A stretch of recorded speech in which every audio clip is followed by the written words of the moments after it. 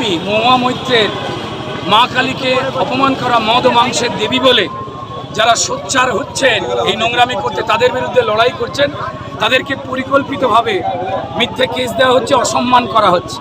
আমাদের একটাই কথা, আমাদের ধর্ম আমাদের মতো রয়েছে, তাদের যারা লালন পালন করছে তাদের ছোট করবেন না নিজেরা ভোটের রাজনীতি করতে গিয়ে।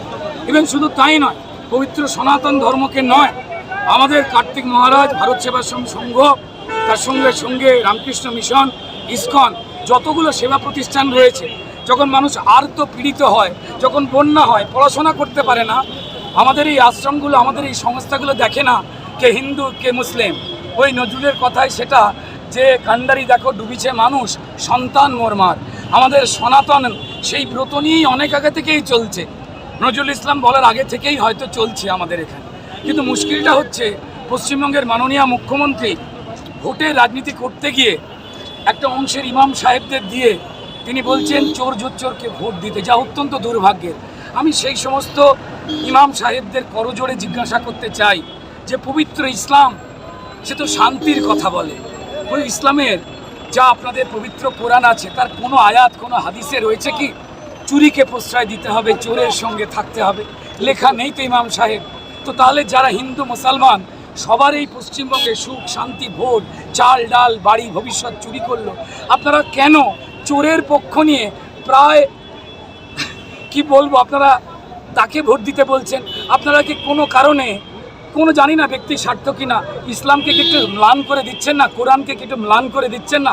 একটু ভাববেন। আপনাদের দুধেল গাই বলেছিল, আপনাদের ছেলেটা ধর্মতলায় বসে আছে চাকরি না পেয়ে, আমাদের বাড়ি থেকে শান্তনু গেছে আর আপনার বাড়ি থেকে সারিফুল গেছে। আমার বাড়ি থেকে সাবিত্রীও বসে আছে, তৃণমূলের চুরির জন্য চাকরি পায়নি। মুসলমান বাড়ি থেকে, আপনার বাড়ি থেকে সাবিনাও বসে রয়েছে। একটু ভেবে দেখবেন, এই অন্যায় কাউকে খারাপ কথা বলবার জন্য নয়।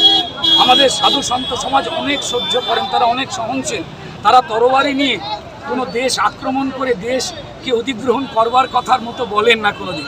আমরা নিজেদের ধর্মাচরণ করি আমাদের মহাপুরুষদের নিয়ে। আমি সবাইকে বলবো, হিন্দু মুসলমান শিখ খ্রিস্টান যারাই রয়েছে তারা সবাই এই রাজ্যে নিপীড়িত। মমতা বন্দ্যোপাধ্যায় বলেছেন যে তিনি নাকি এমন কাজ করেছেন যা কোরআন, বেদ, ত্রিপিটক, বাইবেল সবাইকে ছাপিয়ে গেছে। সাচ্চা মুসলমানকে বলবো, এরপরেও আর কিছু বলার নেই, প্রতিবাদ করুন, রাস্তায় নামুন, নিজের ধর্মকে সম্মান করুন, কেউ যেন কোনো ধর্মকে গালাগাল না দেয়। মমতা বন্দ্যোপাধ্যায়, তার টাইটেল বন্দ্যোপাধ্যায়, তিনি ব্রাহ্মণ বাড়ির মেয়ে।